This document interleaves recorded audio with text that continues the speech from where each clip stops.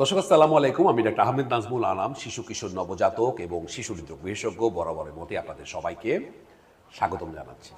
দর্শক, আমার কাছে চেম্বারে মারা প্রায় এসে বলেন, স্যার খুবই পেরেশানিতে আছি, বাবু কোলে থাকলে ঘুমায়, নামাই যেই খাটে নামাই দিই, বিছানায় নামাই দিই, বাবু কাঁদতে কাঁদতে উঠে পড়ে। জি দর্শক, আজকে তাহলে আমার ভিডিওর টপিক হচ্ছে বাবু কোলে রাখলে ঘুমায় কিন্তু বিছানায় শোয়াই দিলেই উঠে পড়ে। তো এটা নিয়ে আমি ভাবছি যে আপনাদেরকে বিস্তারিতভাবে জানানো যে এটি আসলে অস্বাভাবিক না স্বাভাবিক। দর্শক, আসলে এই মূল আলোচনায় যাওয়ার আগে আপনাদের আমি জানাতে চাই বাবুদের যে ঘুমের যেই হ্যাবিটটা সেটা কিন্তু কতগুলো স্টেপ বাই স্টেপে অর্থাৎ বিভক্ত, অর্থাৎ কিছু ক্লাস্টারে বিভক্ত। প্রতিটা ক্লাস্টারে আবার প্রতিটা স্লট আছে, কয়েকটা স্লটে বিভক্ত।